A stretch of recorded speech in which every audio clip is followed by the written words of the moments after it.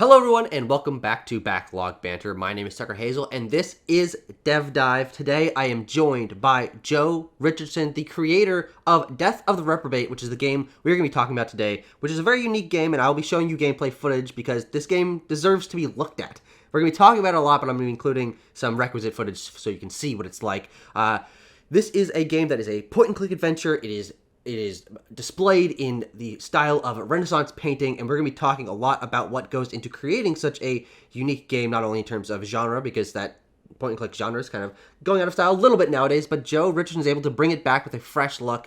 Joe, thank you very much for joining me. I have to say, this is one of the games I've been following for well over a year at this point, because I see a single frame of this game, and I'm like, I gotta look into that. Like, that's something unlike anything I've ever seen before. So, do you find that that's how a lot of people react when they see your games for the first time? Like, what the heck is this?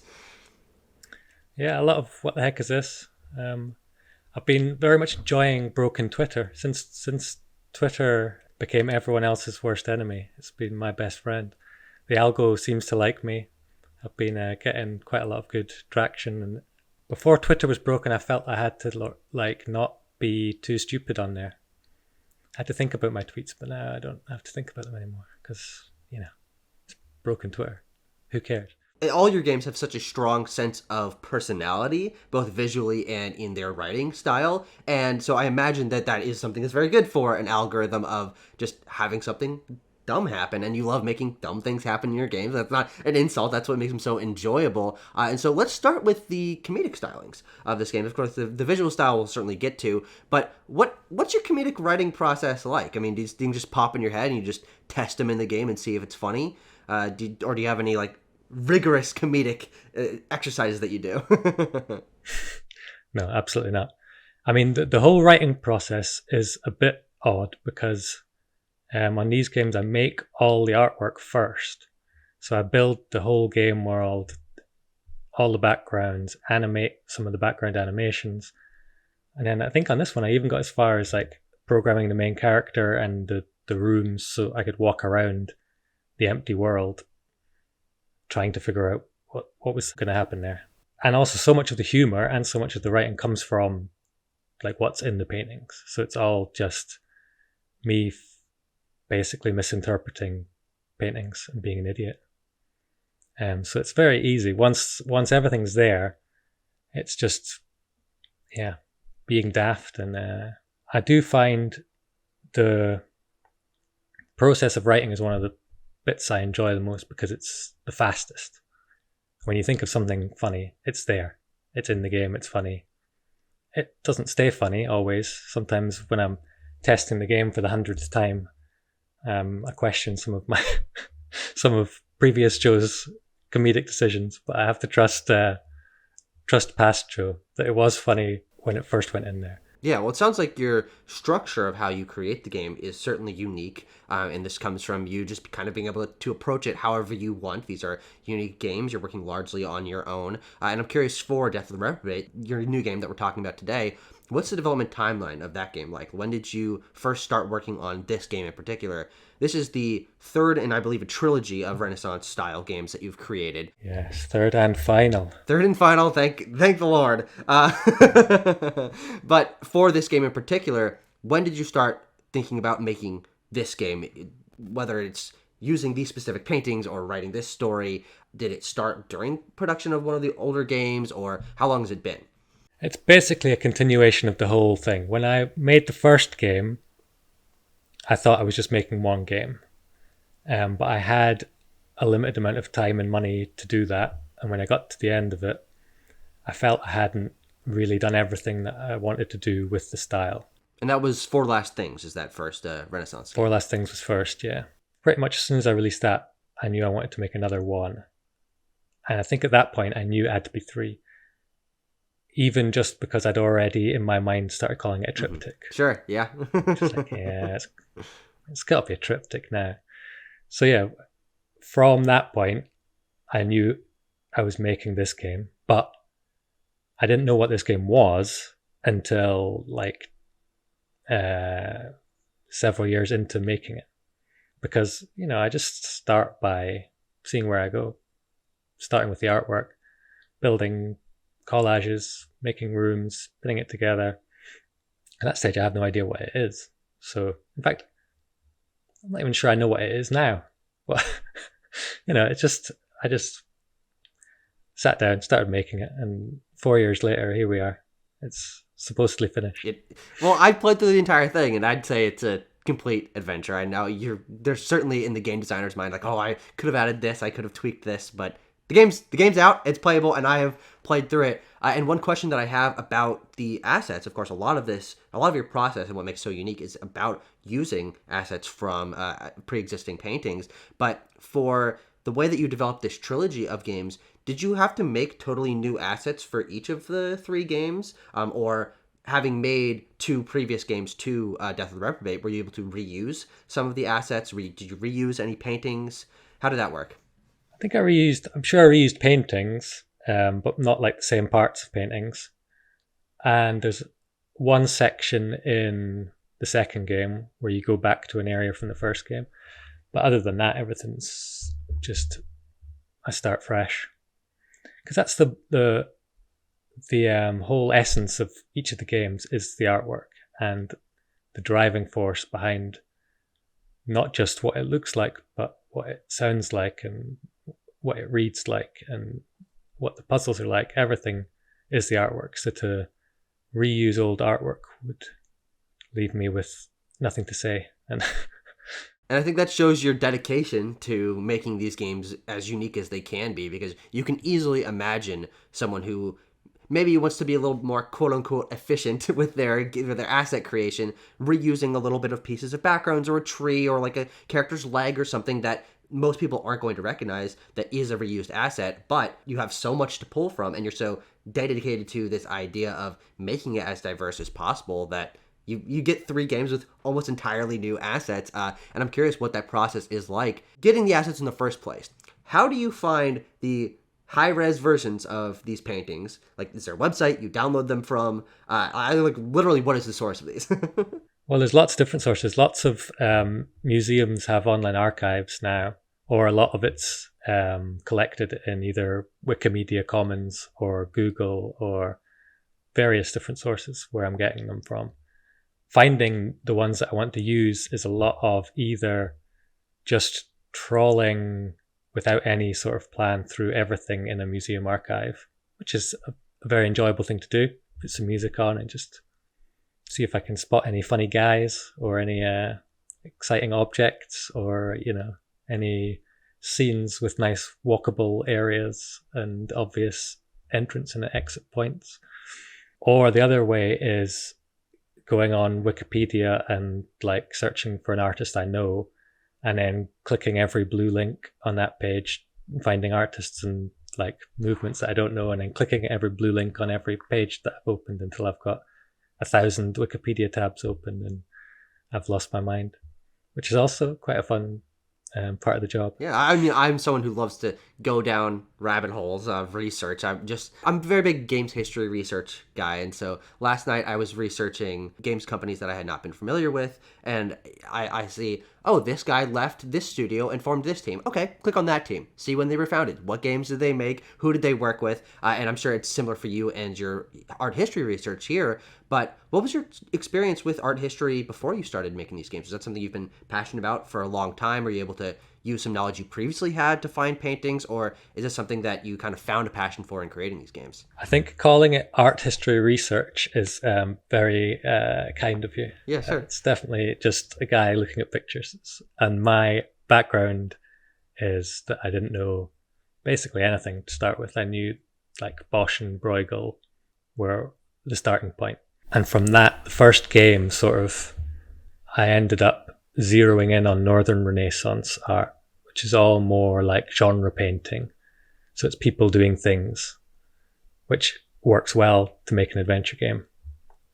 And I liked the idea that I was having a slightly more specific focus to keep the world a bit more coherent, because it's not easy taking lots of random parts. Like, you think of Renaissance art maybe as having a somewhat of a cohesive style, but when you look at 2 different paintings in detail, they can be very varied in their, use of brushstrokes and colors and perspective and everything. Yeah, of course. I mean, if you're looking at just a gallery and there's a bunch of them and you kind of feel like, okay, the color palette's sort of the same and very obviously these come from a similar era. But I imagine as soon as you're placing the individual parts next to each other, you're like, well, this guy's arm kind of looks like it could go with this. But then when you put them on, it's like, nope, that does not work at all. So I assume that's a much more complicated process than it looks like from the outside. But are there any paintings or artists that you used the most assets from, like ones you found very useful for finding trees or body parts or whatever? Any specific paintings or artist styles that you found specifically useful? The first game was loads of Bosch and Bruegel because that's what I started looking at. Also, there's a lot of high-res versions of those available because they're, very popular works. Of the things that I found through the my art history research, We'll use some air quotes there. Lucas Cranach was one that I really like his style of painting. It's slightly more illustrative. He's got lots of real nice trees. Nice every leaf drawn on the tree style trees, which are good. A nightmare to cut out because you've got to then cut around every leaf. Yeah.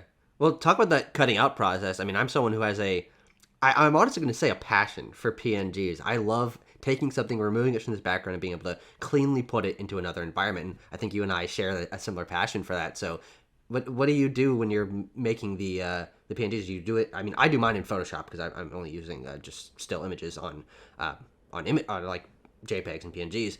Do you just go through and look at specific areas of an environment and then choose one place and just start and then just totally clip it out? What's your process of going through and creating the PNGs for this game? Well, I already know from a painting what it is that I want, whether it's a specific tree or sometimes it's more about bringing like 2 or 3 paintings, finding a way to pin them together cohesively when it's like interior background or something. When it comes to cutting them out, I'm just sitting there spending a lot of time with the polygon selection tool, clicking. There's probably a smarter way to do it with these fancy pen tools and magic wands and things. I don't understand how any of that works. No, I use the polygon tool as well. Ah, so. Good to hear. Well, because I feel like I actually have control over it. And then you also don't get the weird fuzzy edges that sometimes really can mess up if you're putting a drop shadow or a stroke on something. Oh, that drives me insane. I do a lot of that. Especially, I make thumbnails. I've done thousands of YouTube videos in my life, and I'm trying to put my face on something, and I'll cut out my face. I'm like, well, I could just use the wand tool. And then when I do that, I try to put a stroke on it, and there's like all these weird bits around the edge. Yeah. Like, ugh, no. So I just use the polygon tool. That for those of you listening that are not into PNG creations, this is just something that that Joe and I struggle to go through. Yeah. But again, that's a nice part of the process. There's music playing in the zone. I can get lost in that very easily, and the whole day passes.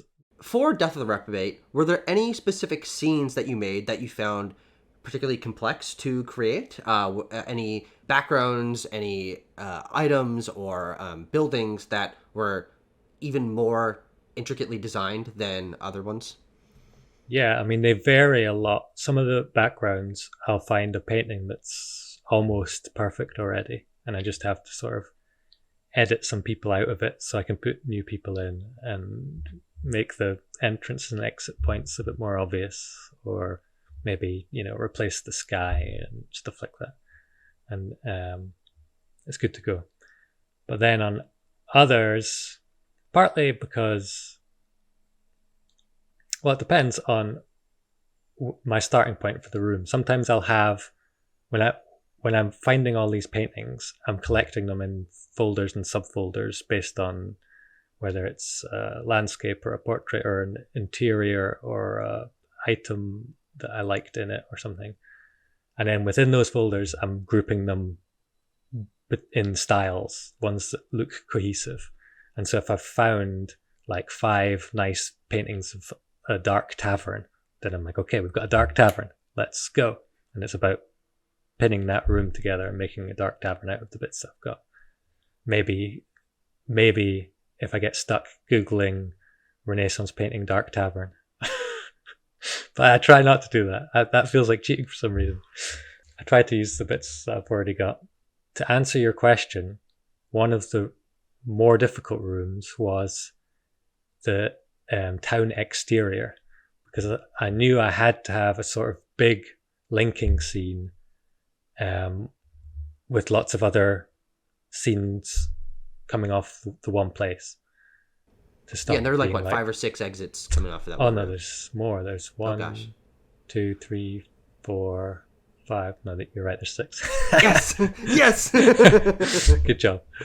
But if you don't have a couple of scenes like that to like allow people to backtrack just once to get to the next room, then it's like just one big horrible corridor. So yeah, there's points where the game design kicks in and I actually have to do something that's not just led by the paintings. But even then, like there's a few artists, I'm not going to remember their names now, but that had similar styles of these townscapes, and there was lots of them. So I was like, okay. But at that point, having lots of them perhaps became a hindrance, because I became obsessed with like making it the right width, and sort of I started building buildings out of more than one building to change the shape of the silhouette of the buildings, because I was given sort of the opportunity to do that because I had so many of these bits of buildings. So I maybe arguably lost my way a bit by having too much choice there. And I spent a lot of time tinkering with that.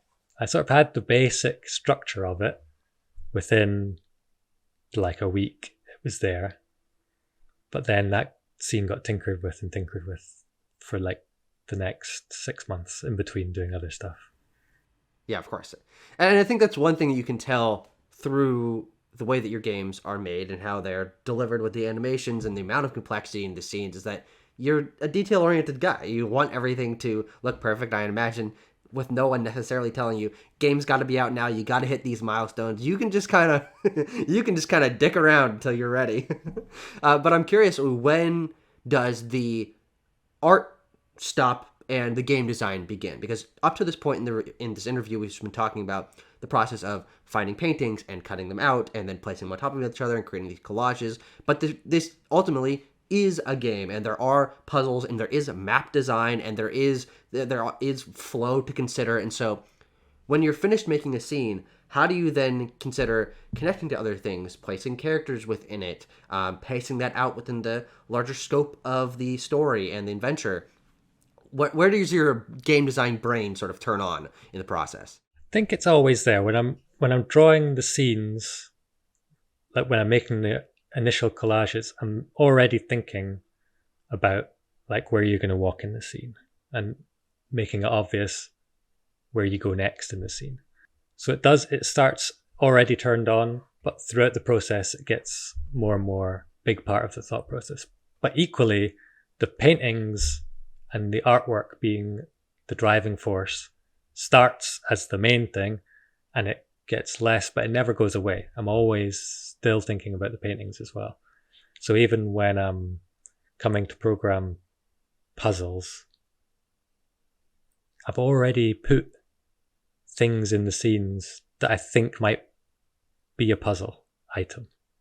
So when I'm building the scenes, I'd like, when I'm searching through the artwork even, I'll see there's a water well in one of the scenes. When I saw that, I was like, oh yeah, a mechanical thing. I'm going to nab that. That can be part of some puzzle down the line, surely. And when that got put in the scene, it was because it sort of fitted in a space. It wasn't because I thought, oh, this will be where you do the water well scene. But I'd already decided there would be a water well scene. So yeah, there's a point where pretty much all the elements of the puzzles are in there, and I've got to figure out, I've got a water well, okay, so I've got water. I need a bucket. Have I got a bucket? Yep, I've got a bucket. Now what are we going to do with this water? What else can we do with the bucket? What I ended up doing with the water well was a bit questionable. That's the hot tub bit? No. See, that's the logical conclusion to the water well, isn't it? But no, it's not. I ended up putting the cow next to the water well, so you can also slap the cow and have it shit in the bucket. The pump, the water pump. The water pump, yeah, sorry. Oh yeah, I'm talking about the pump here. The well is a hot tub bit near the end of the game. Okay, yeah. We've got a well, and so Yeah, I'm making it logically, clear. I was paying attention. I played the whole game. yeah, good, well done. Logically, you'd think I'd have linked those two together. And this is exactly what I'm saying. I'm saying that I find these elements and I link them together. Sometimes I'm not picking the low-hanging fruit when I'm doing that. That's the point where the game design brain really steps in, but it's having to work overtime as well because it's having to design puzzles out of bits that are already there and are already in position. And there becomes a point where I do have to start messing with my past work and moving things about because they don't work where they are. But surprisingly, not that much of it. That I prefer to make the concessions with the puzzles instead of with the artwork. So the puzzle becomes a bit more obtuse and weird because that's fine. Like, it fits in with the absurdist vibe of it if the puzzles are a bit crazy. As long as there's an internal logic and people can understand what it is that they're meant to do.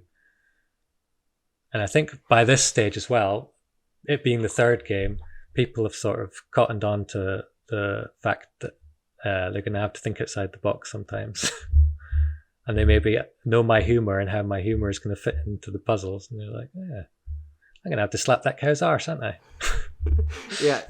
You kind of created your own game design process of the way that you approach creating assets and creating puzzles and pacing out your game development structure. And I'm curious for the way that you have designed the games over the few that you've made. Number one, I'd like you to talk about what sort of the earliest games you made were. And then also how you feel like you've learned over the years making a solid handful of games, and maybe things you like look back on and you're like, oh, I definitely did that worse back in the day and I've learned from my mistakes now. But what were your earliest games and then what did you learn from them?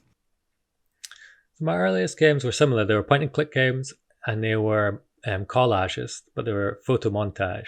Is it like the preposterous awesomeness of everything? Yeah. So my very first games were little student projects that were mainly like old photos, old black and white photos getting chopped up. And then Preposterous Awesomeness of Everything was a collection of like found photos and photos I'd taken, and nude selfies. Would have been felt wrong to use someone else's cock, so sure. I had to source my own. All the characters in that game start off naked, but I don't know why I did that, but I did that. So what have I learned? Learned not to make my characters naked. Sure. No, I've not done that. I've not learned that, have I? There's naked characters. Oh, that's true. No, yeah, there's plenty. Yeah, I've learned nothing. I've learned absolutely nothing. I'm just still chugging away. The difference now is that when I go to watch the YouTube tutorials that teach me how to do the things I'm doing, I've already watched them 5 times, so I can skip through them a bit quicker. It's like reminding myself instead of learning it fresh. I've still not learned it. I still have to go back to them each project and relearn, but it's slightly quicker each time. Other than that, it's just the same. Yeah.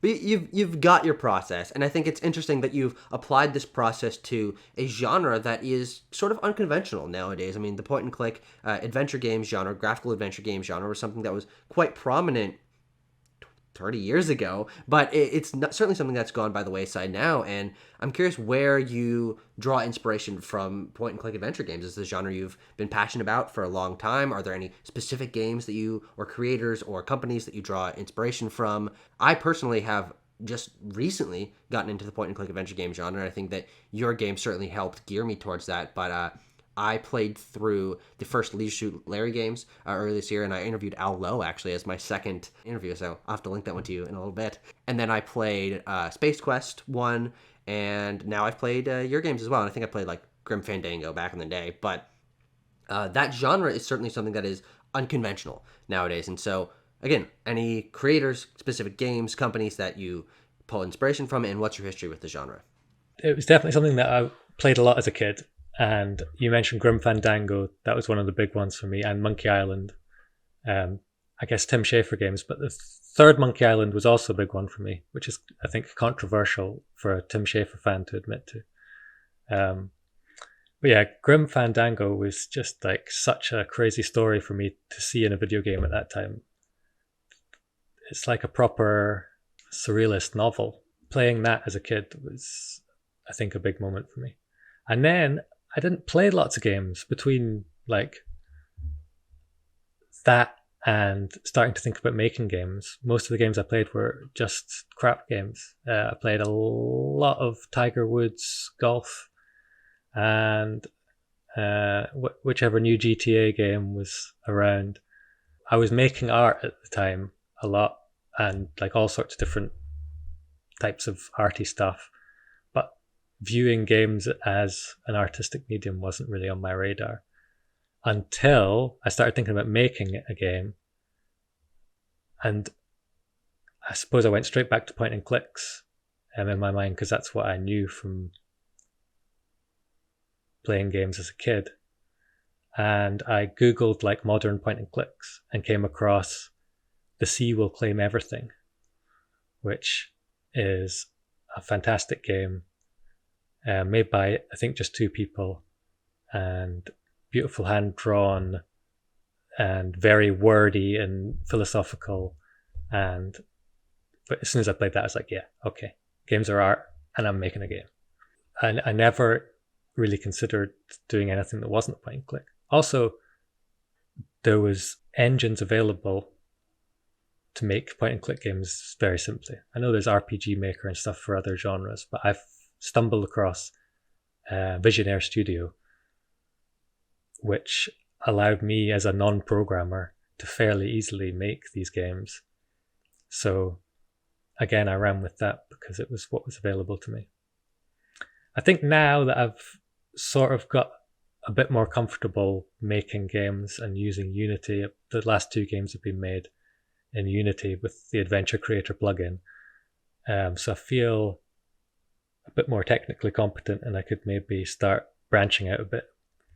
Because I don't really play point and click games anymore. I have now started playing games again and really enjoying the more artsy-fartsy side of games. So yeah, I feel like I should be making something more attuned to my tastes. Yeah.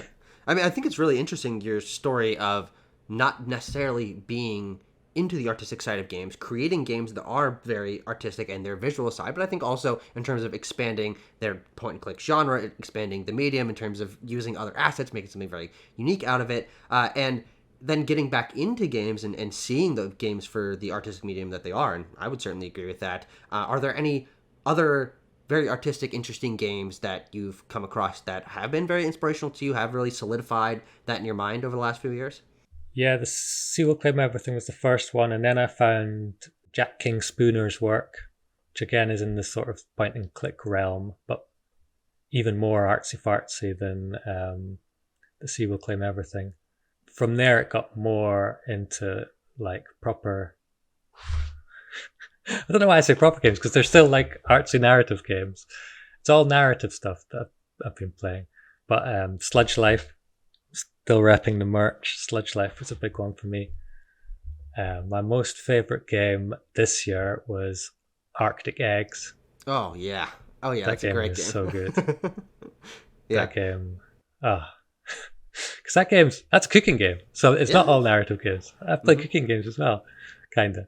To get back a little bit more to the actual design of this game, and the process of animating these PNGs and sections of paintings that you've created, are there any animations that you're really proud of?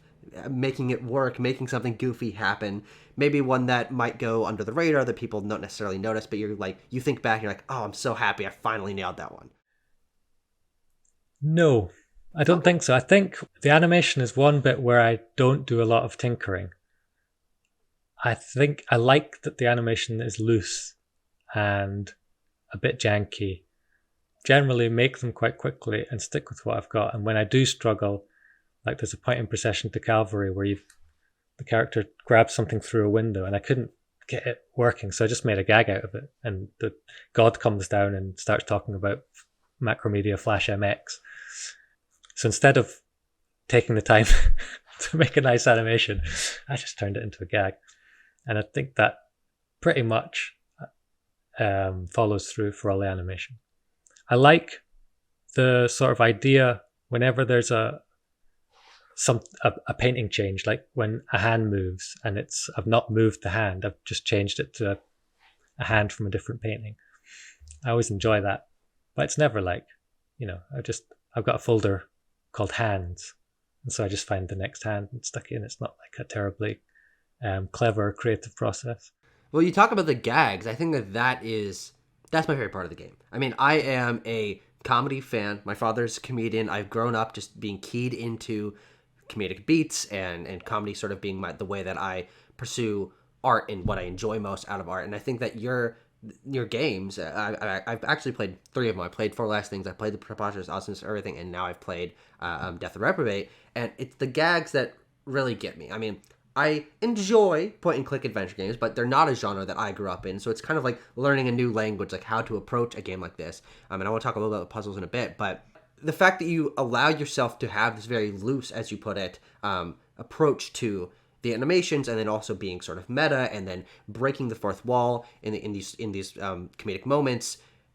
I don't even know if I really have a question, but it's just something that I really, really loved about it. But I guess, are there any gags that you loved making that you feel like are highlights of the game, or any of your games, if there's one that's outside of Death and Reprobate? My favorite ones are the silliest ones. I think one of the things that makes it easier for me to make the game funny is that I'm doing everything on my own. It means that I can be trying to make an animation and decide to make it into a gag, or I can sort of integrate the art and the animation and the writing and everything a bit more. When it comes to my favorite things, it's always the most stupid throwaway gag that I've written and then forgotten about, and then I stumble across it like a year later and go, Joe, you're an idiot. One of my favorite gags in the new game is when you meet the guy, a man and woman lying in the pond. She's left him at the altar, and he can't quite figure out what's going on because he's an idiot. And you ask what his name is. He says his name, and this is my wife, Amenable Janet.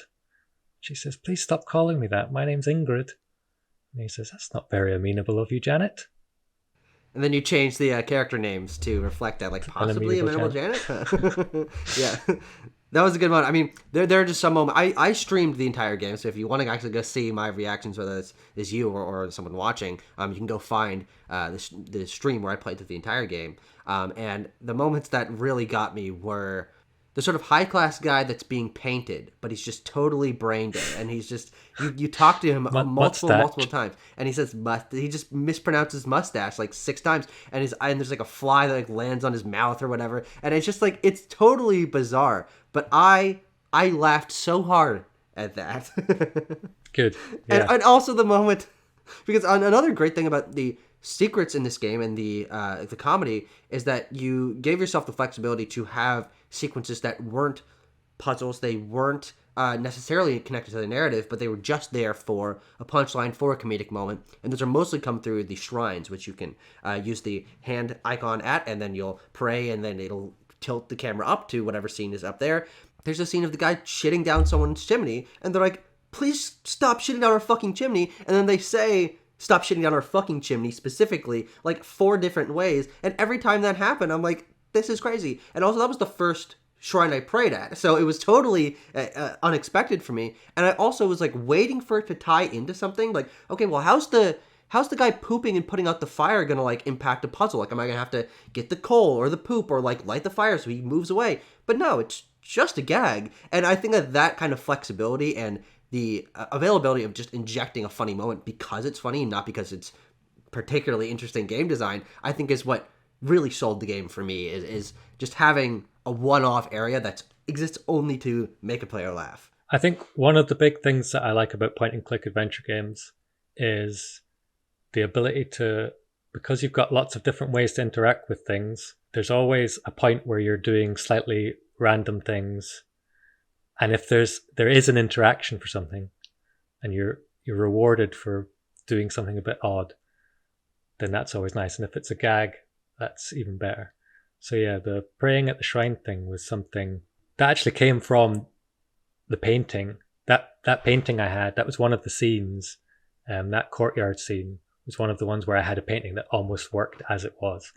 That's like basically the whole painting. I've added in the cow and the pump and the characters, but it was like a nice empty courtyard for me to use as I wished. And it's a tall painting. So I was like, is there a way for me to get the top of the painting in as well, pan up to it at some point? So yeah, the whole idea of all the shrines and the ending where it pans up towards the sky all came from just me having more painting than I'd used. So what about the sound design or Foley process of this game? I mean, there's all sorts of weird, screwed up noises that occur in all of your games. But what's your process of getting sounds like? Do you just use downloaded sounds? Do you record sounds yourself? There's a little bit of recording sounds myself, but I've got so lazy with sounds. It's all downloading from freesounds.org and Zapsplat or whatever, which is ridiculous because I'm sitting here with a microphone in front of me, and I'll if I want a noise of a man doing this, I'll Google it quickly instead of doing this. But I have got very reliant on downloading sound effects, and there's definitely a lot of work to be done in putting sounds together and making them right. The big thing was the music as well. The first 2 games, all the music is public domain recordings, which are really hard to find and really limited me, because as well I was trying to put the musicians in the scene. So I didn't just have to find a piece of music that I was able to use. I had to find a painting with musicians playing vaguely similar instruments to what you could hear in the song, and then fit them into the scene. So that was a bit of a nightmare. And so with this new game, with Death of the Reprobate, I've actually worked with the musician, Eduardo Antonello, who's been great to work with and has made that side of it so much easier, and has meant we could do other stuff with the sound, like having the magic flute and being able to play along with all the musicians and stuff like that, which has been much nicer than trawling through museum archives for paintings. Is really fun and relaxing, but searching public domain music sites, I don't get the same pleasure from. So a few final questions before we wrap up. As a creator of a game that is about punchlines and about secrets and about intentionally obtuse and goofy puzzles, what's it like watching other people play these games? Do you watch playthroughs? Do you watch streams? Do you get a sick enjoyment out of watching someone go through that monkey gambling sequence and they have no idea what's going on? Like, how do you feel when you're watching other people play through the game? No, I feel bad about that gambling one. It's a fucked up scene, dude. It's fucked up. That was mean of me, wasn't it? It was. That was really mean. I think I might have actually crumpled it up and put it in my trash can, but I was taking notes for a couple of puzzles of this game because I didn't realize that it was going to keep track of things, and so I was like, okay, so the birds, this is the one that has this name, and I need to keep track of that, and then the gambling thing, I was doing all this math, and then I was just like, this is stupid, and the game's like, oh, you can pass by it, but you can watch the stream. I probably spent 30 minutes just like over and over again trying and walking back and looking at the numbers, like, what does this mean? Who are these people? And then you can just skip it, but you can get it right. Yeah. But you're not really rewarded for that either. And when I watch people play that, I am desperately hoping they're going to get it at each time. I'm like, don't let them go through this for too long. But generally speaking, I struggle watching people play the games. Unless someone's really into it, it's hard to watch. It's hard to watch anyway because some of the gags are so stupid, and I've played the games like 100 times, and no gag can stay funny 100 times. Sure. Yeah, I get that. I was on Twitch the other night and saw Lyric was playing the game. It's like, oh shit, Lyric's playing, and I clicked on the stream, and immediately he said, "Okay, that's enough of that." Moved on to the next game. It's like, oh well. But I didn't go back and watch the VOD because, it can be difficult to watch someone, even if they're like enjoying it but not quite getting it. It's like, Oh, that was funny, mate. Why aren't you laughing there? Yeah, yeah.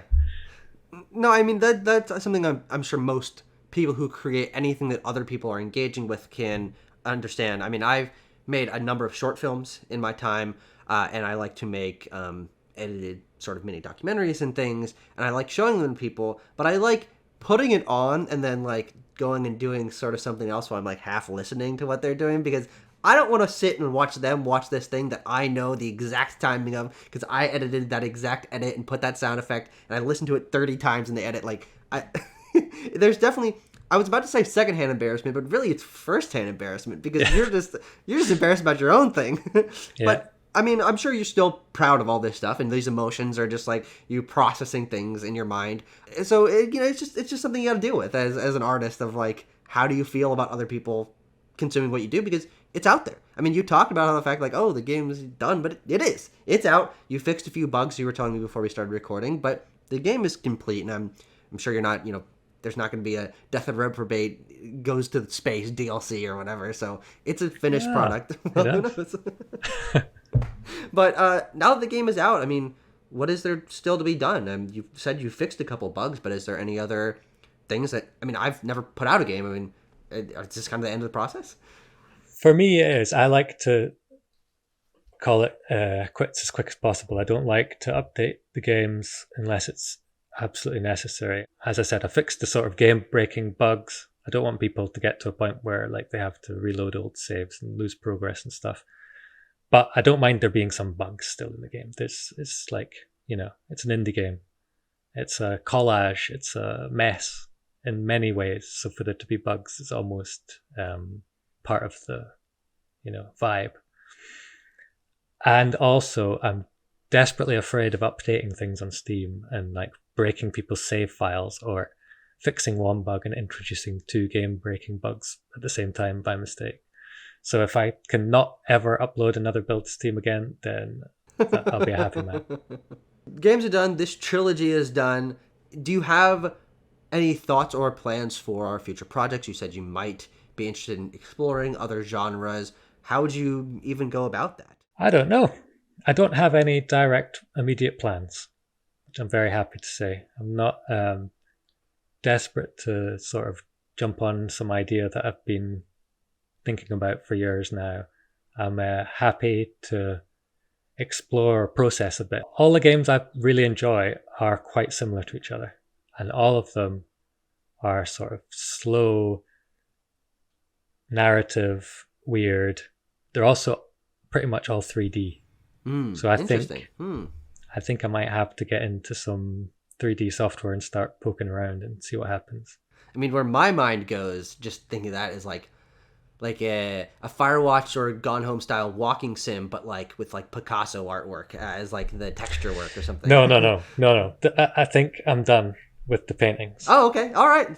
You got it out of your system. I think I've done what I needed to do now. I don't have that feeling when I finished Four Last Things and I thought there's more to be had here. I feel like I've done it now, and I feel like I'm really pleased with the way this game, with the way Death of the Reprobate ends. Yeah. And it feels like a fitting conclusion and a fitting point to make quite a big change next.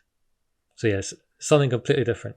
I imagine, yeah, well, actually, that kind of, in some weird way, that brings me to one of the questions that I wanted to ask from the first time I saw your trailer. I mean, there's got to be some part of you that's a fan of Monty Python, right? I mean, Terry Gilliam's animations, I'm such a big fan, and you said now for something completely different. I mean, that's another one of their movies, but you got to be a fan, right? I mean, I'm looking to the eyes of someone else who knows what I'm like. Yeah. The movies particularly had a big impact on me as a kid, and still I love them. I've not actually watched a lot of Flying Circus. I've not gone back and sort of done my due diligence there. But also all of basically everything Terry Gilliam does. Yeah. Brazil is one of my favorite movies of all time. Brazil's insane. Oh my God. Yeah.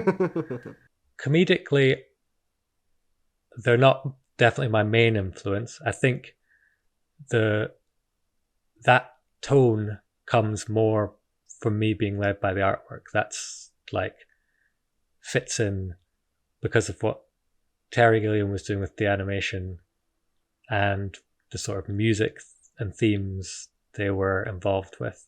That all fits together. It's definitely in the back of my mind. But yeah, I think if you'd asked me before making these games what my comedic influences were, I wouldn't have immediately brought them to mind. Yeah. And that's what shines about your games, and that's why I enjoy them so much. And I'm very much looking forward to whatever it is that you do next. I implore anyone watching this who has watched through all of this, seen the footage of all these games that I've been overlaying, to go give them a try. They're available on Steam. They play great on Steam Deck, which is actually how I played the first two of the games. And of course, they play great on PC because it's a point-and-click adventure game. And I think they're reasonably priced, very fun, perfectly length, and I'm very glad that I had a chance to talk to you about these very unique and interesting games. Joe, thank you very much for joining me. Thanks everyone else for watching. Any final closing thoughts from you? None whatsoever.